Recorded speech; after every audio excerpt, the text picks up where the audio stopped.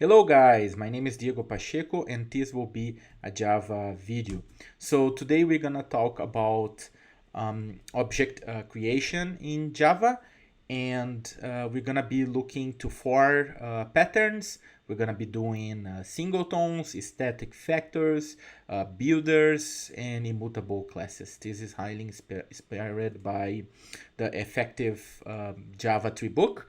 So let's get started. So let me open my idea and we can start from there. So here I have a standard Java project if Maven, no dependencies whatsoever, just a standard library, right? So let's start with singletons. So pretty much everybody knows about singleton, but often people write them on the wrong way, right? So it's important the class to be singleton that you hide the instance, so you want to make that static. Often folks call the instance as instance with uppercase like this, and you want to have a method like get instance. Some people put the synchronized on the method here, but it's not effective. So that's kind of the most effective code. First, you check if the instance is null, so because you just want to instantialize it once, right? And then there's a sort of a double check, right? Because we can have some kind of a haste conditions here. Then you do the synchronize it on the whole class, and then you check again. If it's null, then you create the instance, right? In this case, you make sure this is can stand the haste conditions, and also sometimes you might want to implement serializable if you want to serialize that class, but that's not really mandatory, I would say, all right? But that's kind of how you do. Some people also argue that here you should say that is volatile as well to make it even more robust, right? But I would say like these two extra checks, this one and this one, are up to you. But some people might call this like the perfect singleton. If you take a look on the book, that actually not what they show, right? Which is much simple, but there are some corner cases, right? So therefore I recommend you go this way, all right? So that's how you do effective singleton. Now let's take a look what is a static factor, right? And they are pretty cool. So let's say here I have, for instance, like this money class where I have the value which is a big decimal. So I want to hide the constructor, right? And basically I have these static factory methods, right? And there's kind of a standard names in Java to do this, like value of or from. That's kind of the pattern you're gonna see, right? So basically I have this value of where you're gonna pass me a double, and then I'm gonna create a money with that double, and you're gonna return your money, right? And I have getters, equals, hash code, and to string, but there's no setters, right? So in that front, this is also immutable, right? But that's the next pattern. We're gonna take a look in more details, all right? Here there is another example, a status, all right? And basically here I'm using from, right? So there is this from method where you're gonna pass me a string, and then in Java 7, if I remember, there's this require non-null, right, that you can use to validate it. The only thing I personally don't like it is that it throws a no pointer exception, right? I prefer to do an if and throw an illegal argument exception, but that's kind of fine. You're gonna see lots of Java libraries doing something like this, all right? And then what I'm doing is, okay, I'm getting the status, checking for lowercase. Then if it's off, I create the status with false. If it's on, I create with true, right? Otherwise, I throw a illegal argument exception because I don't know what you're talking about. And there's a getter here. And that's it. So let's take a look on the main method where we can call this. So the usage will be something like this: money.value of or status from, and there you go. You can run this program. You can see it just works fine. You're gonna see toString being invoked here. Yeah, it's all working. Now let's take a look on the other pattern. Builder, right, will be the next one. This is also the gang of four pattern. So let's say I have a database configuration module here, and I have like a port, a host, a schema, what's the database, what's the availability zone that is running, what's the engine, right? And then you create a static class called builder, and the fields or the properties that are required, you make them final.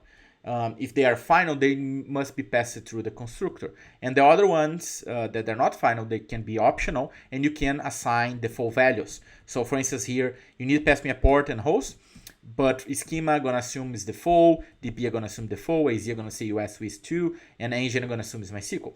So here is the constructor on the builder that you need to pass the port and the host. And then you do this method. I'm using the with standard. Some people can do add or can just use the name of the field. I like with, right? So I'd say with schema, and then you pass the schema. You set the schema, you always return this. So this will make the API fluent. Then I have the same for database, for AZ, and for engine. And finally, you're going to have a build method where you're going to return the class itself, right? The outer class, which is the DB configuration. Then what you're going to do, you just do a new DB configuration, and you're going to have a constructor expecting the builder, all right? And then you just swap from the builder to the properties, all right? Then here's getters. You could have setters if you like, and that's it. That's how we do a builder.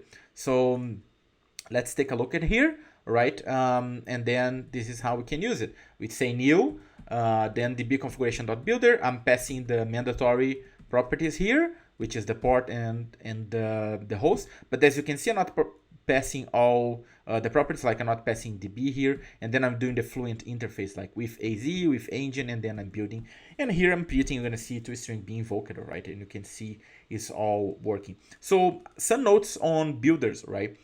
Often, if your class have few arguments, you definitely should use constructors and not create builders.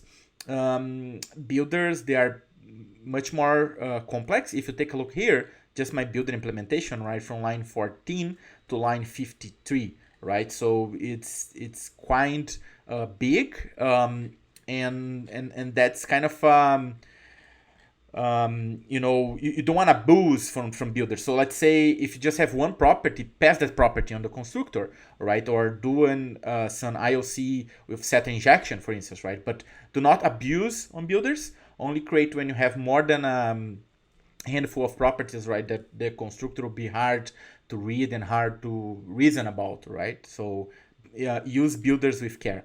And finally, let's take a look on immutable objects, immutable classes, right? So I have a complex object here. This is from the book. And then there is the complex part and there is the imaginary part, right? Both double. And here, as you can see, there is the static factory constant here method, similar to the first pattern I showed. And you can create 0 and 1. And I'm going to talk more about this at the end, right? So then I have a constructor you can pass, getters, and here is the trick, right? There's no setters. So every time you do operation, you return a new object. So let's say plus, right? You want to sum two complex numbers, you return a new complex number, right? And this is how we do it. Here I'm doing a minus, here I'm doing times, here I'm doing divide by, and that's kind of how you do it, right? There's also a static factory pattern here, value of, where you can pass me two doubles and I get you a complex number, right? So this immutable class object pattern has an advantage, like this code is by nature thread safe, all right? It's really easy to reason about. One of the main issues is you're gonna creating lots of objects, and everything you do, you're gonna create more objects, right? But you know, there's some scenarios where this is much more interesting and much more safe also to do it, right? So let's take a look on the main here, right? So I create two complex with constructor, C1 and C2.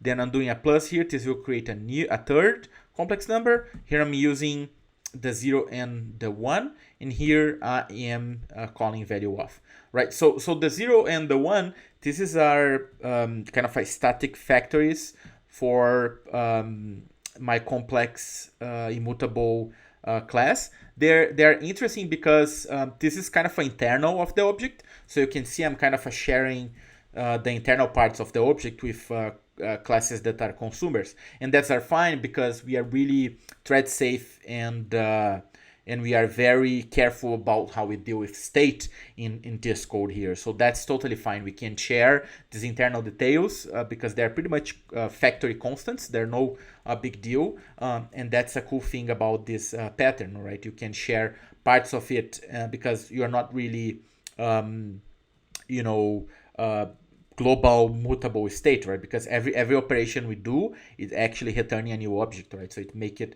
very clean in this sense, right? So that was the pattern, right? I can run this code here, and you can see it works. So that's what I have for today. I hope you guys like it. See you next time. Cheers.